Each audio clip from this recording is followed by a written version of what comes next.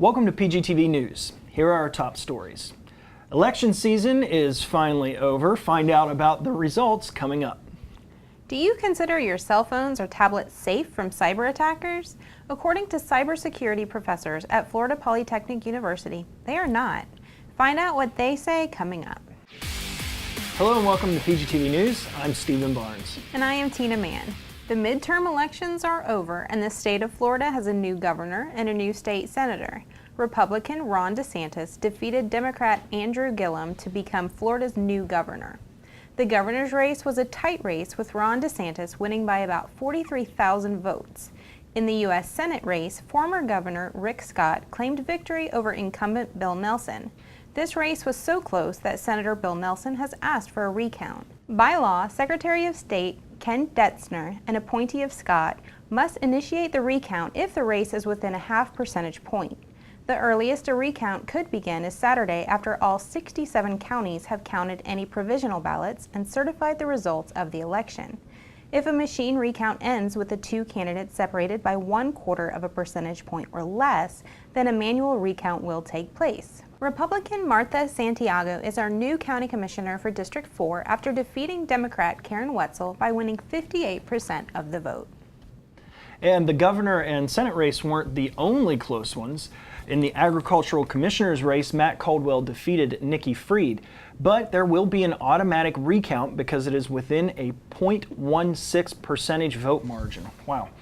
There was also a 12,000 vote difference between Caldwell and Freed.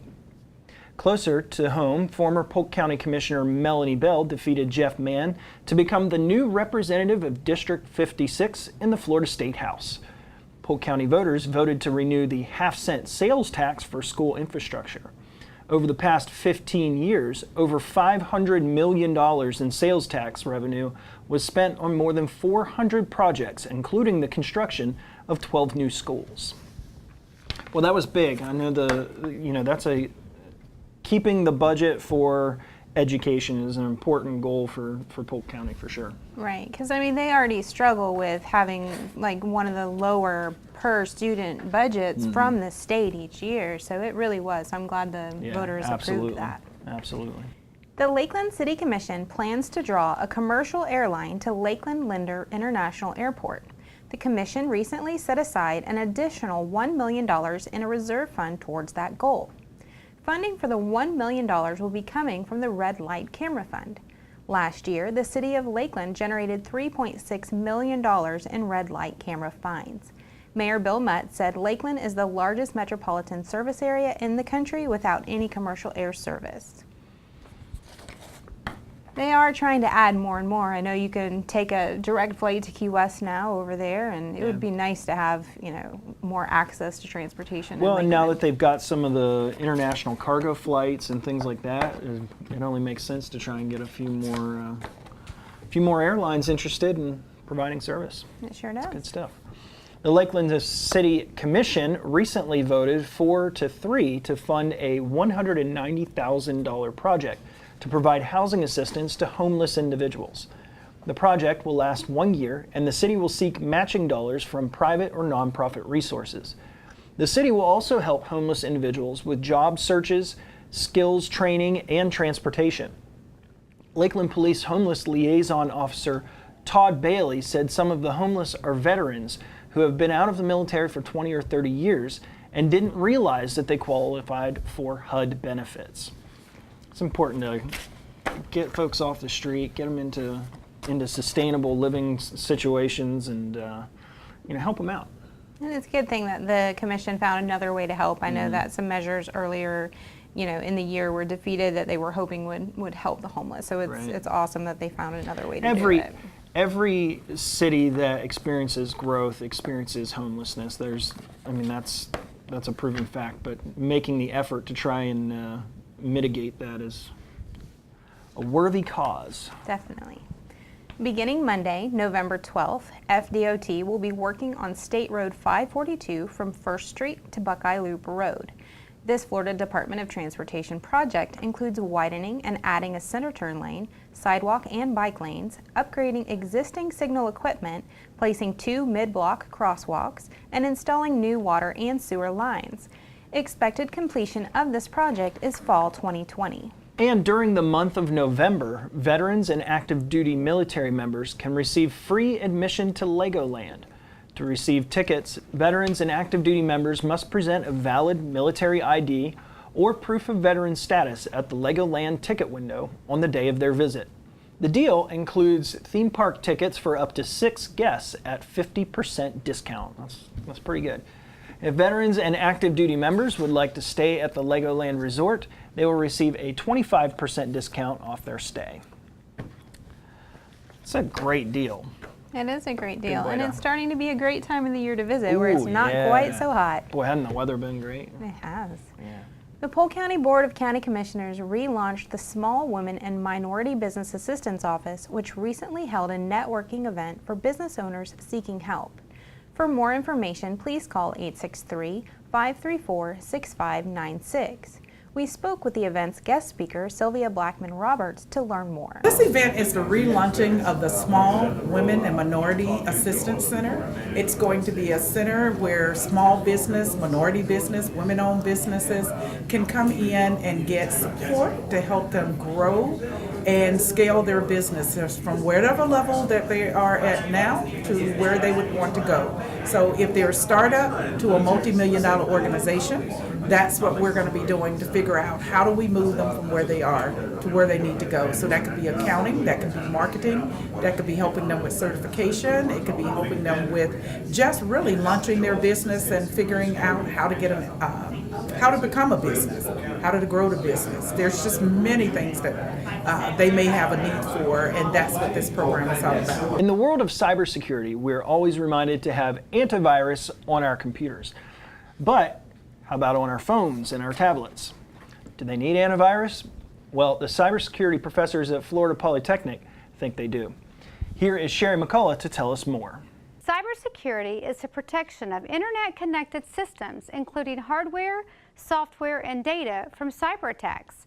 We had a chance to speak with Florida Polytechnic's cybersecurity professor, Dr. Ganiha, about how many cyber attacks that we experience in a single day. We are having around 1 million attacks daily, If it comes to like 1 second, it's around 10 attacks 1 second per second. So this is a huge amount in our day-to-day life.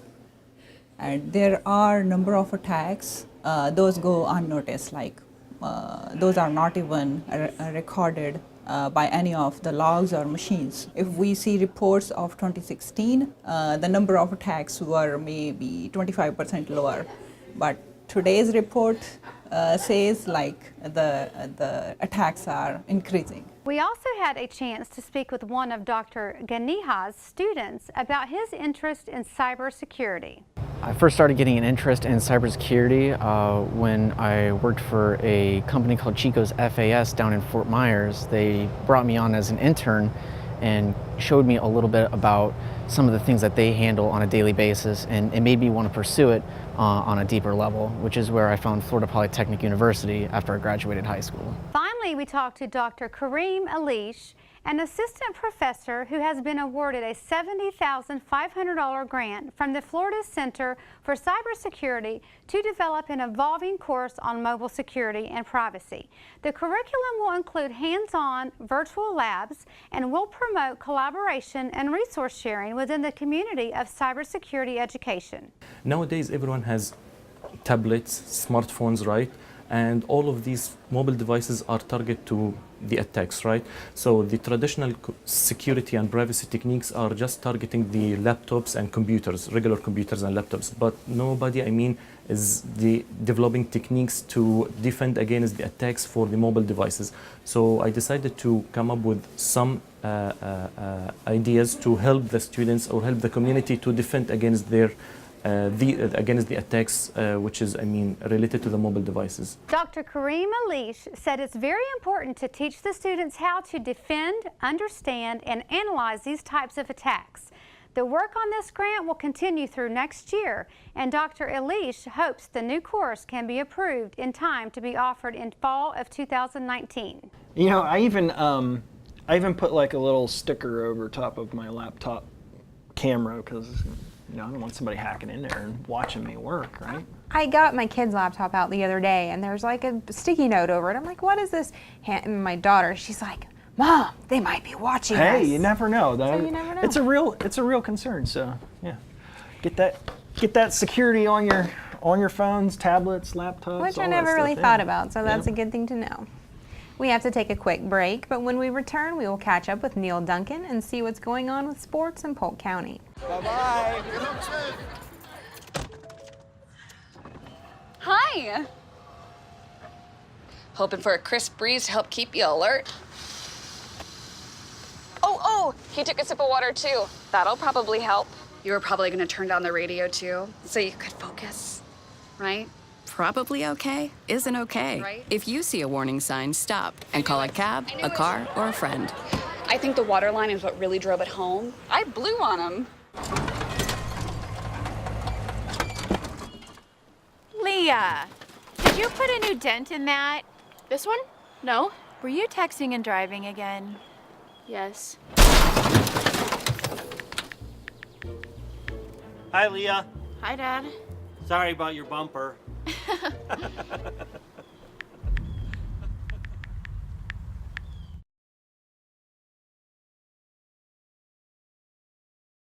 Marie, you have prediabetes. Prediabetes? I don't have time to eat right or exercise. I'm a busy mom. Oh, you're a busy mom. Yeah. This is great news. Busy moms never get prediabetes. Wait, what? Let me just... Yeah, this is all the people at risk for prediabetes, and way over here, busy moms. No?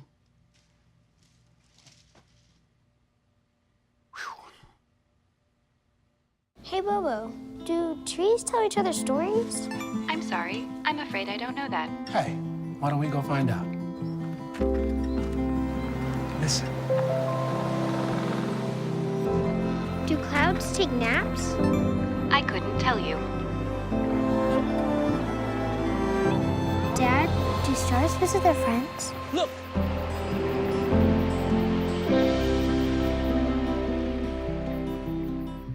All right. Well, here now is Neil Duncan with our sports report. Hey, thanks, guys. As always, I want to remind everyone to check out the PGTV listings for weekly airings of Sports Central. When you tune in, you'll see a full hour of featured guests, athlete spotlights, and so much more. You can also tune into the radio version of Sports Central on Talk 96.7 or Talk 1430 WLKF every Tuesday morning from 7 to 8 a.m. and every Thursday from 5 to 6 p.m. Now let's get to your Polk County sports news. Well, the City of Haines City and Polk County Sports Marketing, along with numerous other agencies, successfully held the Ironman Florida on Sunday, November 4th. A special thank you to all the volunteers who helped make this event successful. It took so many organizations and so many individuals coming together in a short amount of time to make sure the event not only could happen as it was moved here from Panama City, but also safely happen. And of course, all those agencies were able to do that. So big kudos to everyone involved. Well, in high school football, the playoff teams were recently announced and 7 Polk County football teams made the cut. They are Lakeland, Victory Christian, Lake Wales, Lakeland Christian, Frostproof, Kathleen, and Fort Meade. Regional quarterfinals will begin Friday, November 9th. In Class 7A Region 2, Lakeland will take on Wiregrass Ranch.